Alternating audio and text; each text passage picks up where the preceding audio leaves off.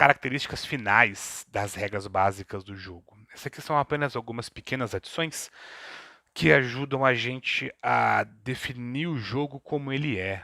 Um jogo que é amarrado em poucas regras, é um jogo de ritmo rápido, é um jogo onde cada decisão do personagem importa, porque ela não causa mais 1 centímetro de movimento, mais um pontinho de dano uma vez por combate, mais uma habilidade que você só pode usar uma vez por dia e acabou. É um jogo frenético, onde as coisas acontecem de maneira imprevisível e os dados reforçam isso. Bom, outras características. A primeira delas é uma das jogadas especiais que eu não falei no último vídeo. O 1. Tirou 1 no dado, acontece a famosa falha crítica. Nesse sistema, as falhas críticas nós chamamos de intromissão do mestre. Por quê? O mestre pode se intrometer a qualquer momento do jogo, o que causa um certo benefício, o que fornece um certo benefício aos jogadores e aos personagens. Mas no caso de 1 no dado, não existe esse benefício. Ele se intromete de uma maneira pungente e fica por esse 1 no dado. Né? Ele faz uma intromissão sem pagar aos jogadores por essa intromissão. Quais são outras características? Existe um limite para tentar novamente. Isso é fantástico, isso é educador para jogadores e mestres. Está você numa masmorra com Clarg, o meio-orc. Clarg, o meio-orc, tenta levantar uma porta e não consegue, porque ele tira baixo no teste de força dele. Então, Junin, o mago magrelo, vai tentar levantar a mesma porta. É claro que todo mundo espera que ele tire um número alto, 20 ele consiga, para poder tirar sarro do bárbaro. O bárbaro lá não consegue levantar e o mago consegue. Para desmontar um pouco essa discrepância, 2 regrinhas funcionam muito bem aqui: tentar novamente e custo inicial. Vamos uma por vez explicando o cenário. Para tentar novamente, você precisa investir alguns pontos das suas características pessoais, que eu vou dizer mais à frente, explicar mais à frente, mas que são potência, velocidade ou intelecto. Esses pontos, esses custos, esse custo para tentar de novo, ele ainda tem um limite de vezes.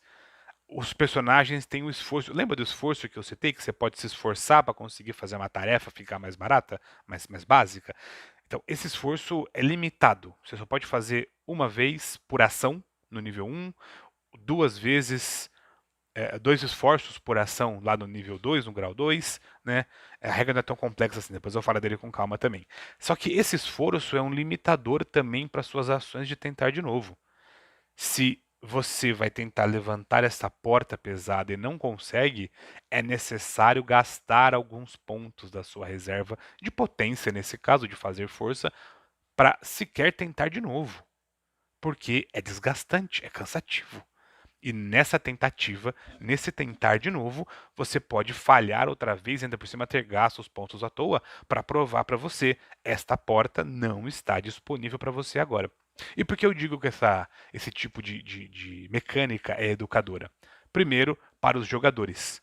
No D&D, os mestres desistem de, de deixar os personagens fazer teste, porque eles podem falar: mas eu vou ficar aqui, vou fazer força até a porta abrir. Não existe um mecanismo de canseira no D&D. Tem pouca verossimilhança, né? Ninguém se cansa, só morre quando chega a 0 ponto de vida.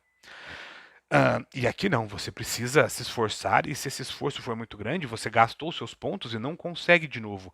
Qual o tempo para tentar uma terceira vez? Para resetar as suas tentativas e te dar uma tentativa base e mais tentativas baseadas no seu valor de esforço, é preciso esperar um tempo adequado de acordo com a situação. Quanto tempo esperar para levantar uma porta de novo?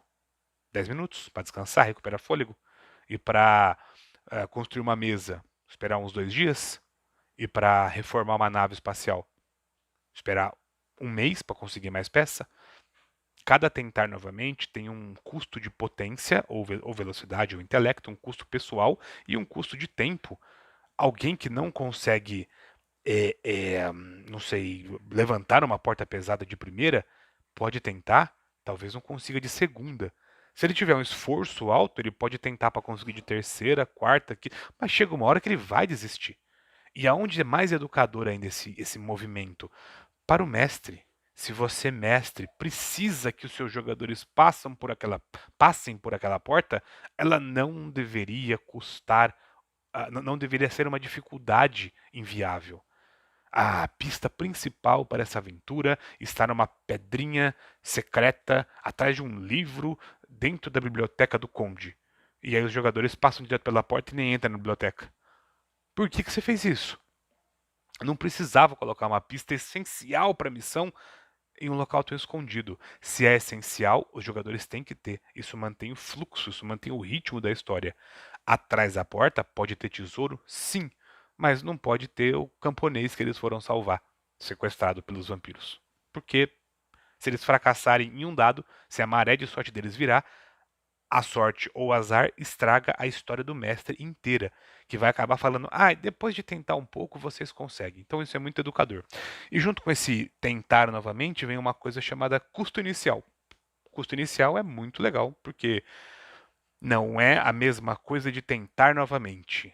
Você pode tentar levantar uma porta novamente, se falha na primeira vez, pagando alguns pontos. O custo inicial determina que para tentar qualquer vez, a primeira vez, tentar novamente, ou se você tiver esforço alto o suficiente para tentar mais 10 vezes, você precisa pagar um custo inicial. Normalmente eles são baixos, 1, 2, 3 no máximo, mas esse ponto inicial deixa claro, se você é o mago, investiu todos os pontos em intelecto e deixou para lá a potência, nem tente levantar a porta. Você vai conseguir? Pode até que você consiga, os dados sorriam para você, mas você vai gastar pontos e você talvez não tenha uma gestão de pontos em potência tão adequada quanto você tem em gestão de pontos de intelecto. Alguns personagens com potência elevada conseguem fazer tarefas de custo inicial com algum desconto, e às vezes esse desconto zera o custo da ação. Outros, como um ladino, talvez não tenham uma gestão de potência tão grande assim e tenham focado em velocidade ou intelecto. Isso vai fazer com que eles gastem pontos possivelmente à toa. Estamos com 6 minutos nesse vídeo. Vamos acabar por aqui. Tinha mais coisa para falar, mas eu enrolo demais vocês.